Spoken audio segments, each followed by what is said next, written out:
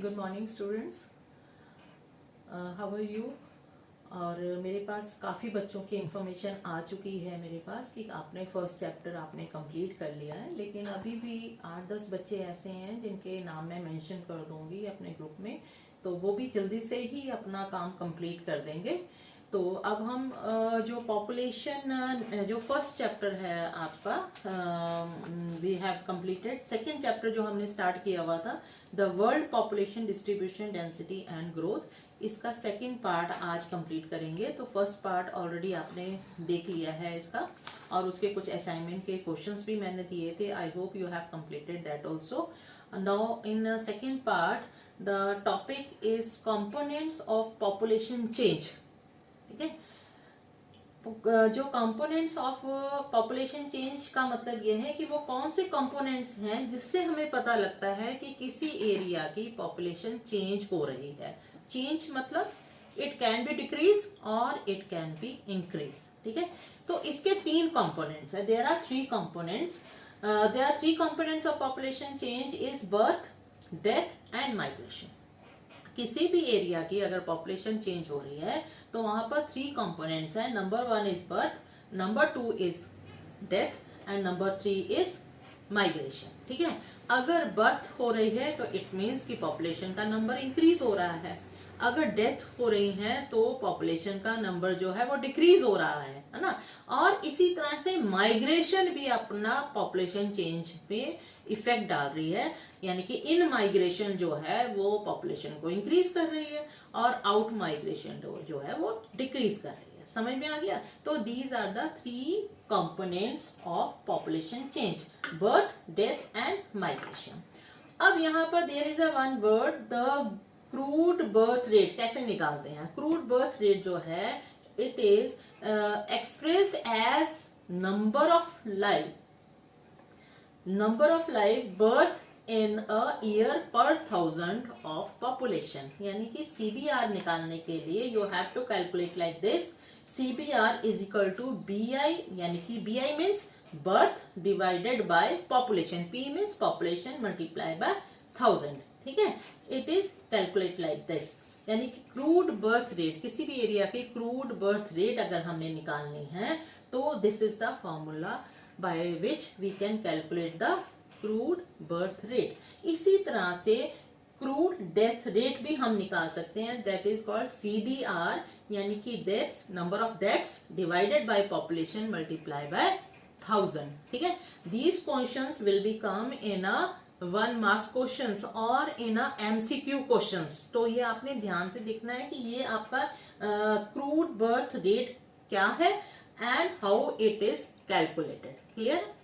इसी तरह से 3 कंपोनेंट्स ऑफ पॉपुलेशन क्या है? Birth, death and migration. Is it clear all of you? Now third question is, जो बर्थ एंड डेथ रेट आपको पता लग गया। Now next is migration. Migration का मतलब यह है when the person या when the people moving one area to another, जब लोग एक जगह से दूसरी जगह चले जाते हैं। ठीक है, that is called migration। अब यहाँ पर 2 पॉइंट्स हैं जहां पर ये मूवमेंट है। One point is called place of origin, जहां से लोग निकल कर गए, and another point is place of destination, जहां पर पहुंच गए। यानी इट्स मीन कि जो माइग्रेशन के देयर आर 2 प्लेसेस, 2 पॉइंट्स हैं। Number 1 is place of origin, जहां से वो निकले, and number 2 is place of destination. Is it clear? ठीक है, तो माइग्रेशन के 2 पॉइंट्स हैं। अब इस पॉइंट्स को हम ये भी कह सकते हैं इमिग्रेशन एंड एमिग्रेशन। ठीक है, यहां पर हमने क्या करा? Place of origin, place of destination, यानी कि place of origin is also called immigration. ठीक है, migrants who move into a new place, migrants who move into a new place, यानी कि इन हो रहा है वहां पर, into a new place, immigration। ठीक है, emigration move out from the place, that is called emigration। Emigration का मतलब है कि जहां पर निकल रहे हैं दैट इज एमिग्रेशन, और जहां पहुंच रहे हैं दैट इज ए इमिग्रेशन। इसी तरह से जहां पर से निकल रहे हैं वो प्लेस ऑफ ओरिजिन है, और जहां पर पहुंच रहे हैं that is a place of destination. Next is migration may be interpreted as a spontaneous effort to achieve a better balance between population and resource. ठीक है, अब माइग्रेशन क्यों हो रही है? There are so many factors. ठीक है, अब यहाँ पर इसलिए भी माइग्रेशन हो रही है ताकि रिसोर्सेज को हम बैलेंस कर सकें. जहां पर ज्यादा रिसोर्सेज है वहां पर लोग पहुंच जाएं, जहां पर पॉपुलेशन बहुत ज्यादा है, रिसोर्सेज के ऊपर प्रेशर बहुत ज्यादा आ रहा है, वहां से कुछ पॉपुलेशन माइग्रेट होकर दूसरी जगह पर चला जाए. ठीक है, तो ये बैलेंसिंग ऑफ रिसोर्सेज भी है. माइग्रेशन में भी परमानेंट, टेम्परेरी और सीजनल. माइग्रेशन यानी कि लोगों का प्रवास जो है, यानी कि when the people are living, they are 3 types. Permanent मतलब एक जगह से दूसरी जगह पर चले गए और उसके बाद दे डोंट कम बैक, वहीं पर ही सेटल डाउन हो गए, that is a permanent. Next is temporary, कुछ समय के लिए जा रहे हैं और फिर उसके बाद वापस आ जाएंगे, यानी कि मे बी कह सकते हैं कि एजुकेशनल पर्पज से जा रहे हैं या वहां पर ट्रांसफर हो गया है इसलिए जा रहे हैं. ठीक है, कुछ समय के बाद फिर वापस आ जाएंगे, that is a temporary. Seasonal, seasonal का मतलब स्पेसिफिक सीजन में जा रहे हैं. For example eight the time of harvesting season. ठीक है, एग्रीकल्चर, जैसे आपको मालूम है India is a agriculture country. जब हार्वेस्टिंग सीजन होता है तो बहुत सारी जो लेबर है वो पंजाब हरियाणा की तरफ मूव करती है. क्यों करती है?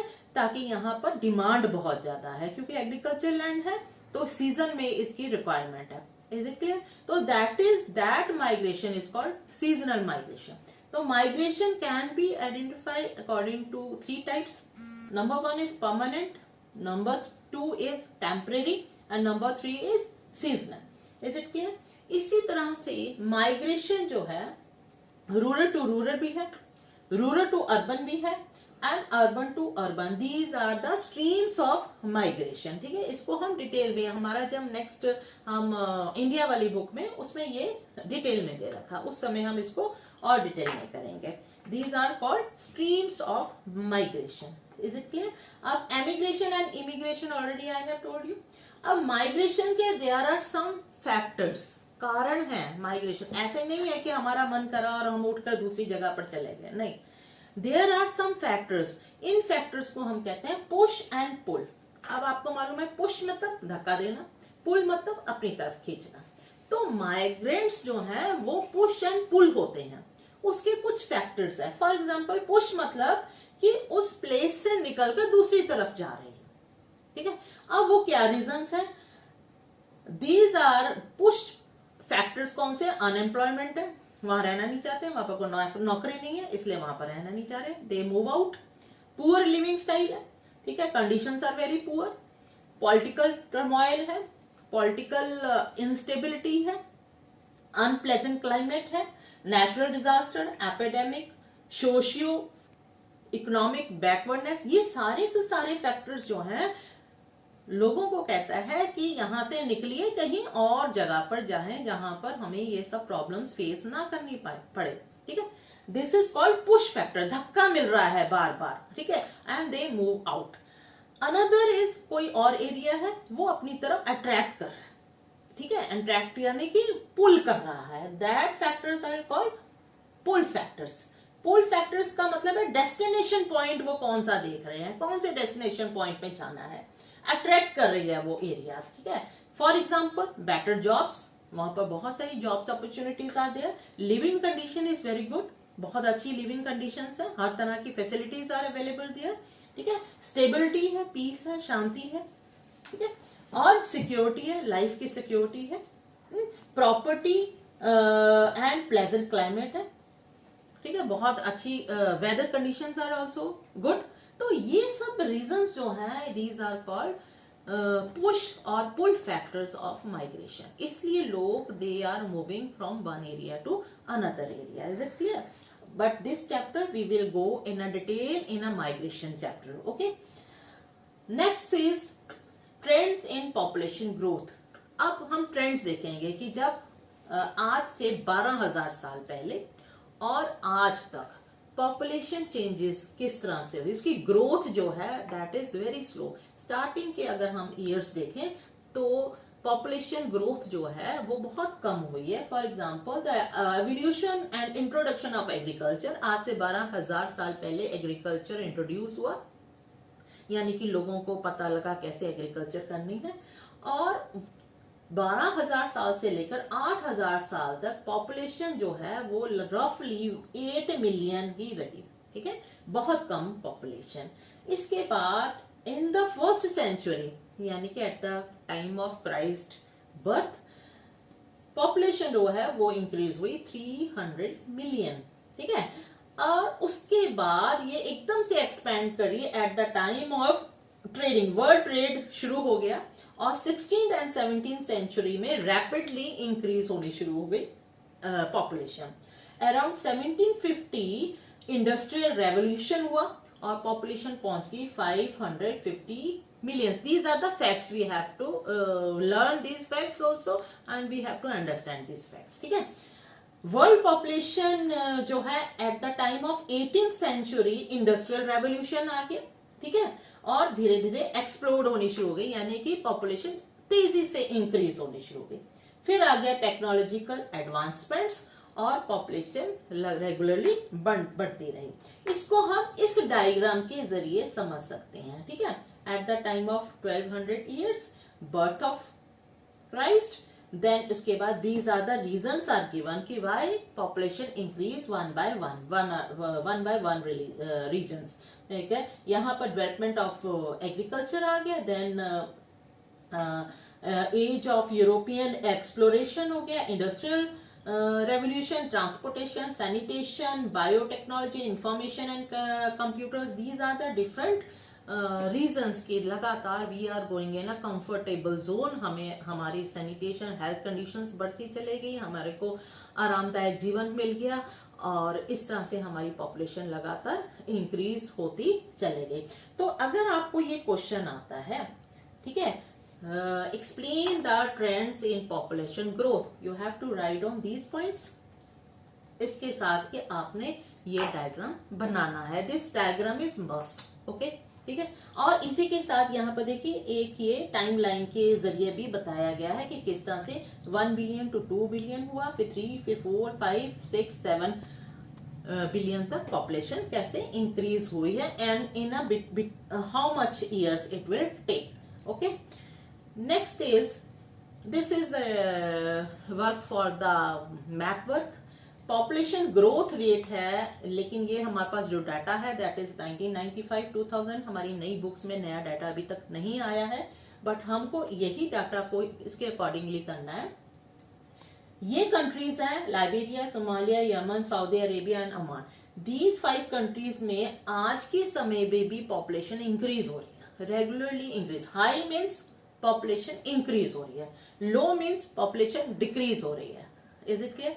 आपने क्या करना है, एटलस में ये कंट्रीज को आपने कहां ढूंढना है, अफ्रीकन कॉन्टिनेंट में ढूंढना है और अरब कंट्रीज में ढूंढ रहा है, ठीक है। और ये कंट्रीज को आपने कहां ढूंढना है, ये आपने यूरोप में ढूंढना है। तो this is a task for you. Atlas निकालेंगे और उनमें इन कंट्रीज को मार्क करेंगे, लेकिन अलग अलग मैप्स में। यहाँ पर आपका हाई ग्रोथ रेट कंट्रीज आ गई और यहाँ पर आ गई आपकी लो ग्रोथ रेट कंट्रीज।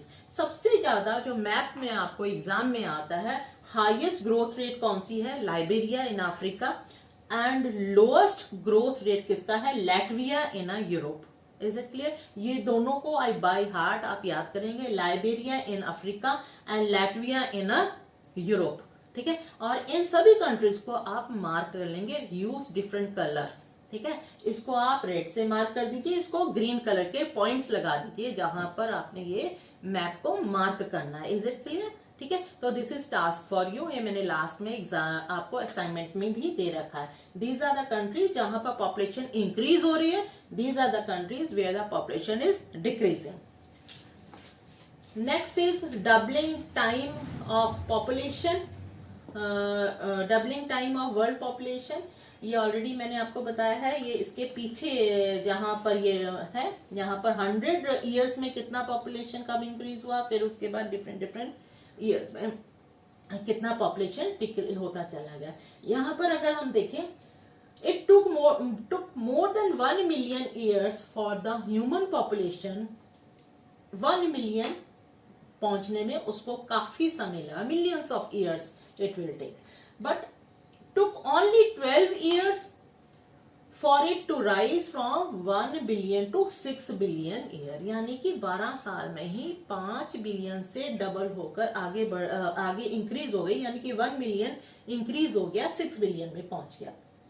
ठीक है, इसी तरह से human population increase more than 10 times in past 500 years. अगर हम उस दोबारा से यहाँ पर देखें तो आप देखेंगे कि कितना समय, यानी कि हमें 12 साल का ही समय लगा है 6 से 7 होने में। ठीक है, 12 साल का ही समय हमें लगा है 15 से 6 होने में, और यहाँ पर देखिए 1 बिलियन से 2 मिलियन का समय हमें लगा है 100 इयर्स होने में। Is it clear? तो जैसे जैसे जो डाटा है वो इंक्रीज हो रहा है, उसके साथ साथ हमारी पॉपुलेशन भी इंक्रीज होती जा रही है। ठीक है, next is impact of population change, यानी कि जब पॉपुलेशन किसी एरिया की चेंज हो रही है तो वो क्या इम्पैक्ट पड़ता है, उस पर क्या प्रभाव। Impact means what are the results, what are the impact, यानी कि उसके ऊपर प्रभाव क्या पड़ रहा है। ठीक है, अब वो प्रभाव के अकॉर्डिंगली अगर तो पॉपुलेशन इंक्रीज हो रही है तो so many reasons for so many problems arise हो जाएंगी, रिसोर्सेज पर प्रेशर हो जाएगा, जो रिसोर्सेज है उन पे डिप्लीशन होना शुरू हो जाएगा। ठीक है, इसी तरह से अगर पॉपुलेशन डिक्रीज होएगी तो वहां पर रिसोर्सेज को संभालने वाला कोई नहीं रहेगा, वहां पर पॉपुलेशन की रिक्वायरमेंट है। यानी कि अगर पॉपुलेशन इंक्रीज होती है, there are different type of problem is there. अगर पॉपुलेशन इंक्रीज हो रही है तो different type of problems are there. ठीक है, इसी तरह से अगर हम देखें कि अफ्रीका और Commonwealth Indian states, independent states जो हैं, और एशिया, यहाँ पर डेथ रेट रिड्यूस हुआ है बिकॉज ऑफ द HIV और एड्स। ठीक है, कुछ ऐसी कंट्रीज है उसके कारण क्या होगा, लाइफ स्टाइल जो है, life expectancy, average life expectancy जो है वो डिक्रीज हुई है। ये दीज आर सम फैक्टर्स। इसके बाद है नेक्स्ट पॉइंट जो है आपका, this is very very very important topic of this chapter, this is called demographic transition. This is a theory, demographic transition. Demos means people, लोग। डेमोग्राफिक ट्रांजिशन, ट्रांजिशन मतलब change, यानी कि पॉपुलेशन चेंज किस तरह से वन स्टेज से दूसरी stage से थर्ड स्टेज में आएगा। इसको समझने के लिए we go through this diagram. ठीक है, यहाँ पर there are 3 stages are given. यहाँ पर देखिए स्टेज 1, स्टेज 2, स्टेज 3। ठीक है, वर्ल्ड में लोग जो कंट्रीज हैं वो अभी भी 3 स्टेजेस में है। Some countries is in first stage, some countries is in second stage and some countries in a third stage. यानी कि जो फर्स्ट स्टेज है यहाँ पर अभी भी क्या हो रहा है कि फर्टिलिटी रेट जो है वो भी अभी भी इंक्रीज्ड है। अब फर्टिलिटी रेट का मतलब है बर्थ रेट। ठीक है, बर्थ रेट भी इंक्रीज्ड है एंड मोर्टेलिटी भी इंक्रीज्ड है। मोर्टेलिटी का मतलब क्या है, these 2 word you have to understand. Fertility rate means birth rate, mortality rate means death rate, दोनों ही इंक्रीज्ड है। ठीक है, तो यहाँ पर फर्स्ट स्टेज में Bangladesh rain forest tribal area जो है यहाँ पर अभी भी ये स्टेज में है, people are living in a first stage, यानी कि मोर्टेलिटी रेट भी अधिक है एंड डेथ रेट ये जो फर्टिलिटी रेट है वो भी अलग हाई है। Next is expanding population. Expanding population मतलब पॉपुलेशन बढ़ रही है यहाँ पर कौन सी कंट्रीज है, Peru, Sri Lanka, Kenya at this time. यानी कि बर्थ रेट हाई है और डेथ रेट डिक्रीज हो गया है। ठीक है, यानी कि फर्टिलिटी रेट तो एज इट इज हाई ही चल रहा है लेकिन डेथ रेट डिक्रीज हो रहा है। थर्ड जो स्टेज है ये आगे आपकी जितनी भी डेवलपिंग कंट्रीज हैं, जिसमें एग्जांपल यहाँ पर कोट करा हुआ है कनाडा, जापान, यूएसए। ठीक है, डेवलपिंग कंट्रीज आगे, इसमें क्या है, बर्थ रेट भी डाउन चला गया एंड डेथ रेट भी डाउन चला गया। ठीक है, अब दोबारा समझिए, फर्स्ट स्टेज में क्या हो रहा है, birth rate is also high and death rate is also high, दोनों हाई है। क्लियर है? सेकेंड स्टेज में birth rate is high but death rate is low, is it clear? And third stage में क्या हो गया, बर्थ रेट भी high है, डेथ रेट भी बर्थ रेट भी लो है एंड डेथ रेट भी लो है, दोनों ही लो पे चले गए। इसको समझाने के लिए आई हैव ये मैंने अपनी हैंडराइटिंग से ट्रांजिशन को और भी आसान तरीके से मैंने समझाने की कोशिश करी है। ये देखिए डेमोग्राफिक ट्रांजिशन, फर्स्ट स्टेज में हाई हाई, आप ऐसे याद रखेंगे, फर्स्ट स्टेज में हाई हाई, हाई का मतलब फर्टिलिटी बर्थ रेट भी हाई है एंड मॉर्टेलिटी रेट भी हाई है, okay, high high H H, okay. Second stage में अगेन एच एंड एल, यानी कि फर्टिलिटी रेट हाई है एंड मॉर्टेलिटी रेट लो, यानी कि यहाँ पर एच एल आ गया। थर्ड स्टेज में एल एल, यानी कि दोनों चीजें ही लो हो गई, दोनों ही लो हैं, यानी कि फर्टिलिटी रेट भी लो है एंड मॉर्टेलिटी भी लो है, इज इट क्लियर? ठीक है, अब इसको इतना ही समझना नहीं है, अब इसका रीजन भी हमने देखना है कि what are the reasons of this changes, यानी कि फर्स्ट स्टेज में फर्टिलिटी रेट भी हाई है एंड मॉर्टेलिटी भी हाई है, इसका रीजन क्या है? इसके 3 reasons I have quoted here. Epidemic, illiteracy, low level of technology, यानी कि जब फर्स्ट स्टेज में है हम लोग तो उस समय एक तो महामारियां बहुत ज्यादा, एपिडेमिक बहुत ज्यादा थे उस समय, ठीक है। दूसरा इलिटरेसी थी, लोगों में जो पढ़ाई लिखाई है या लिटरेट नहीं थी, एजुकेशन की कमी थी। तीसरा, they are living in a very low level of technology, ठीक है, level of technology was very low, तो इसलिए उस समय बर्थ रेट भी हाई था, जन्म लेने वाले भी ज्यादा थे और मरने वाले भी ज्यादा थे, क्योंकि टेक्नोलॉजी नहीं थी, मेडिकल फैसिलिटीज नहीं थी, ठीक है, तो बर्थ तो ले ही रहे थे, उसके साथ साथ इलिटरेसी भी थी, इज इट क्लियर? तो फर्स्ट स्टेज जो थी इस तरह की, ये रीजंस थे कि दोनों चीजें हाई थी, बर्थ रेट भी हाई था, डेथ रेट भी था। अब सेकेंड स्टेज में जब पहुंचे तो बर्थ रेट तो एज इट इज ही हाई रहा, लेकिन डेथ रेट डिक्रीज हो गया, डेथ रेट जो है वो डिक्रीज हो गया। अब इसका क्या रीजन हुआ? Improvement in sanitation and health conditions, ठीक है, सैनिटेशन यानी स्वच्छता में सुधार हो गया।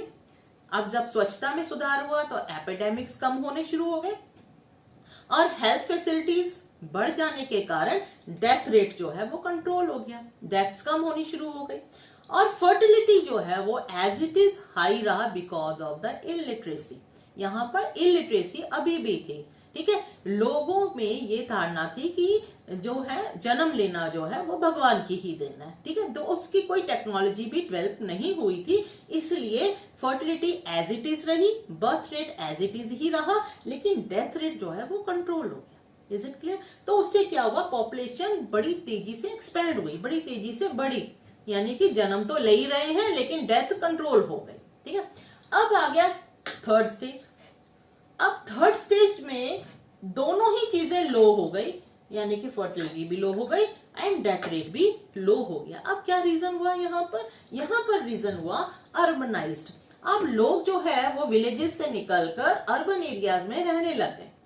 अर्बन एरियाज का लाइफस्टाइल जो है वो डिफरेंट तरीके का है, दे नीड स्मॉल फैमिलीज, वहां पर कम छोटी फैमिलीज की जरूरत है, ठीक है, जबकि एग्रीकल्चर लैंड्स में परिवार को ज्यादा फैमिलीज की जरूरत होती थी ताकि वो काफी सारा काम घर के ही मेंबर्स उसको कंप्लीट कर सके, लेकिन अर्बन एरियाज में ऐसा नहीं था। तो अर्बन एरियाज में जो लाइफस्टाइल था वो अर्बनाइज्ड हो गया, मॉडर्न हो गया, कंफर्टेबल हो गया, ठीक है, एंड फैमिली के मेंबर दोनों ही वर्किंग हो गए, यानी कि मदर एंड फादर दोनों ही वर्किंग हो गए।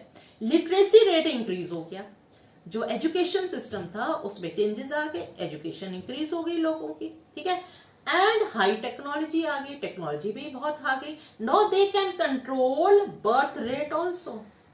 यहाँ पर सेकेंड स्टेज में तो सिर्फ उन्होंने कंट्रोल करना सीखा था डेथ रेट को, लेकिन यहाँ पर अब क्या हुआ, बर्थ रेट को भी कंट्रोल करना आ गया, ठीक है। तो इस तरह से कंट्रोल्ड बर्थ रेट हो गया and control he death rate होगी, यानी कि दोनों ही लो हो गए, बर्थ भी लो हो गई एंड डेथ्स भी लो हो गई, इज इट क्लियर? तो ये 3 स्टेजेस में डेमोग्राफिक ट्रांजिशन चलता है। जो डेमोग्राफिक ट्रांजिशन है ये 3 स्टेजेस में मूव करता है, जिसको हम डेमोग्राफिक साइकिल कहते हैं। क्या कहते हैं इसको? Demographic cycle. Is it clear? ठीक है, ये बहुत बहुत इंपॉर्टेंट क्वेश्चन है, इसको अच्छे से आप प्रिपेयर करेंगे। ओके, अब है अब इसको यही जो मैंने आपको समझाया, it is given in this points. Number 1, stage 1 has high fertility, high mortality. It is given in a sentences. You can write like that. This also. ऐसे भी आप लिख सकते हैं। आप डेमोग्राफिक में डालिए, फर्स्ट स्टेज लिखिए, उसका ये एक चार्ट बना लीजिए, उसके साथ रीजंस लिख दीजिए 1 2 3। ठीक है, सेंटेंसेस में ये आपका आगे इस तरह से, यही सेंटेंसेस को आप चार्ट में कन्वर्ट कर लेंगे। ठीक है, फर्स्ट स्टेज में क्या है? Fertility and mortality is high due to these are the reasons. ठीक है, इसी तरह से पॉपुलेशन ग्रोथ जो है वो स्लो थी। सेकंड स्टेज में क्या हुआ? डिक्लाइन हुई, लेकिन फर्टिलिटी रेट जो है वो हमेशा की तरह से हाई ही रहा। और लास्ट स्टेज जो थी उसमें फर्टिलिटी भी एंड मोर्टेलिटी दोनों ही डिक्लाइन हो गई और पॉपुलेशन जो है वो स्टेबल होनी शुरू हो गई। और आज के समय में तो ये कंट्रीज ऐसी हैं जहां पर स्टेबल के साथ साथ पॉपुलेशन डिक्लाइन होती जा रही है, यानी कि पॉपुलेशन घटती जा रही है। ठीक है, अब यहाँ पर रीजन क्या था? पॉपुलेशन कंट्रोल मेजर्स आ गए। उसका रीजन ये था कि पॉपुलेशन कंट्रोल करने के कई मेजर्स आ गए, जिसमें सबसे नंबर 1 था फैमिली प्लानिंग सर्विसेज जो है वो प्लान होनी शुरू हो गई। ठीक है, और free availability of different contraceptives for the large families, ये भी मेजर्स हो गए। ठीक है, इसके कारण हाई पॉपुलेशन जो है वो कंट्रोल होनी शुरू हुई। और इसके साथ ही sustainability of our resources, the world have to control the rapid population increase. अब इन चीजों की भी समझ आनी शुरू हो गई कि हमारे पास रिसोर्सेज जो हैं वो कम है, इसलिए हमें पॉपुलेशन को कम रखना हमारे लिए बहुत जरूरी है, अगर हमने रिसोर्सेज की स्टेबिलिटी को बनाए रखना है। क्लियर है? अब इसी लेसन में एक मैप और करेंगे। ये आपका एग्जाम में मैप आएगा, जो अभी आपका फर्स्ट एग्जाम होगा उसमें ये शॉर्ट मैप आएगा, largest countries of different continents. ये एज इट इज आप मैप अपनी कॉपी में करेंगे कि ये डिफरेंट कॉन्टिनेंट्स हैं, और इसमें हर एक कॉन्टिनेंट का नाम लिखेंगे और हर एक कॉन्टिनेंट में कौन सा कंट्री सबसे बड़ा है इन टर्म्स ऑफ एरिया। जैसे कि अगर हम ये यूएसए की बात, नॉर्दर्न अमेरिका की बात कर रहे हैं, तो नॉर्दर्न अमेरिका में जो सबसे बड़ा कंट्री है दैट इज कनाडा। अगर साउथ अमेरिका की बात करें तो ब्राजील। अगर अफ्रीका की बात करें तो अल्जीरिया। अगर यूरोप की बात करें तो फ्रांस। एशिया में Russia, and Australia is in Australia. So these are the countries which are the largest country in a different continents. एक तो मैप आप ये बनाएंगे अपनी कॉपी में, and this is the assignment is given. सारे के सारे NCERT questions you have to do. ठीक है, और दूसरा है मैप वर्क, जो मैंने ऑलरेडी आपको वर्ल्ड मैप में बोला है। Countries having high population growth, Liberia, Somalia, Yemen, Saudi Arabia and Oman. यहाँ पर जो कंट्रीज में क्या है, हाईएस्ट पॉपुलेशन ग्रोथ हो रहा है। और दूसरा आपने शो करना है दूसरे मैप में, countries having low population growth, Latvia, Estonia, Russia, Albania, Spain, Italy and Denmark. In countries को आपने मैप में शो करना है। इस तरह से आपके पास क्वेश्चंस हो जाते हैं। पहले पार्ट के क्वेश्चंस हैं जो मैंने दिए हैं आपको, ठीक है। दूसरे पार्ट के एनसीईआरटी क्वेश्चंस करने हैं। साथ में आपने इस लेसन के साथ 3 मैप्स आपने बनाने हैं। कौन से 3 मैप्स बनाने हैं? एक आपका different countries, name of the countries which have a largest area in different continents. Another is one is highest population growth and another is lowest population growth in a world. Is it clear all of you? ठीक है, now you have to do these questions also, and after 2-3 days I will give you first chapter of book 1. Okay, is it clear? And you have to complete it as early as possible. And good day all of you. Thank you.